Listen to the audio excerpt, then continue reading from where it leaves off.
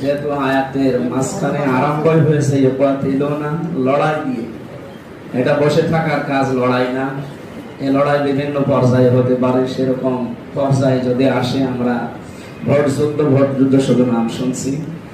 এই লড়াই যেন বিজয় হতে পারি, সেরকম যোগ্যতা, সেরকম পরিবেশ তৈরি করা লাগবে।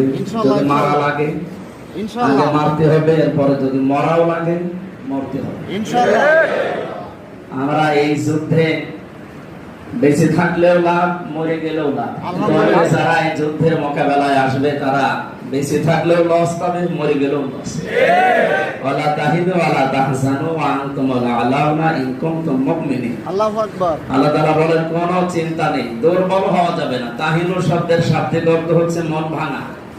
আমাদের কোনো চিন্তা নেই, কোনো দুঃখ নেই, কোনো ভয় নেই। ওয়া আনতুমুল আ'লাউনা, আয়াতটা ছিল ওয়া আনতুম আ'লাউনা।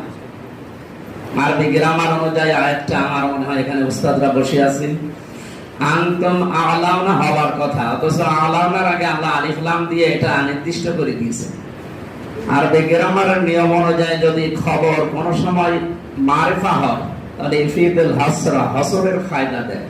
এটার বাংলা অর্থ দাঁড়ায় হবে। আল্লাহ বলেন তোমরা বিজয়ী হবে, শুধু না, শেষে হর্ষাই আছে, তোমরা বিজয় হবে ইন কুনতুম মুমিনিন, যদি মুমিন হতে পারো। সুতরাং এই জায়গাটাই আসল জায়গা, যেহেতু আল্লাহ নিজের শর্ত দিয়েছেন। এই শর্ত আমরা যত বেশি পূরণ করতে পারবো সামনে ইখলাসের সাথে, আশা করছি বিজয় আল্লাহ